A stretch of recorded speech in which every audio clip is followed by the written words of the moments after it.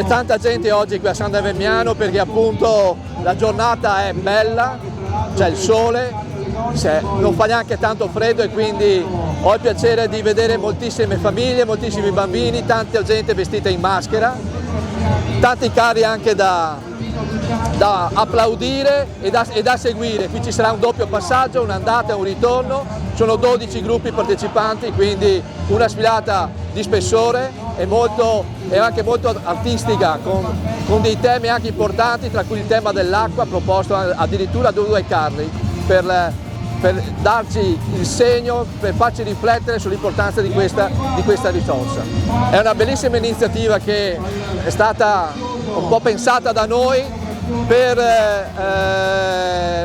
come auspicio alla fine delle guerre che ci sono nel mondo, tra cui anche quella che se ne parla sempre nei telegiornali tra Russia e Ucraina. Quindi abbiamo fatto il lancio di alcuni colombi fatto dal gruppo Pedibus di San Damiano, dai bambini.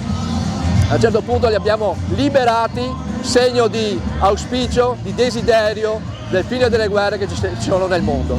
Beh, fa sicuramente piacere, fa piacere per l'amministrazione che l'ha messo e l'ha supportato, ma fa piacere che la gente lo abbia apprezzato. D'altronde noi siamo stati uno dei primi comuni che hanno aderito a questa bellissima iniziativa ancora oltre 10 anni fa e quindi ci fa molto piacere continuare.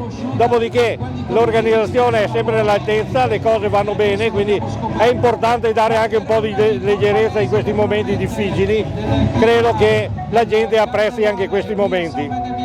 Ecco, avete anche una rappresentanza in sfilata? Avete un caso? Beh, questo mi fa oltremodo piacere, io ho fatto il pedibus fino all'anno scorso, quindi è un piacere vedere i bambini, ma tutto il gruppo di genitori, i nonni che si mettono a disposizione per accompagnare i bambini, è bellissimo vederlo. Poi si sono organizzati per fare questo bel carro e quindi ci fa oltremodo piacere e ringrazio per la loro disponibilità e anche per la loro inventiva.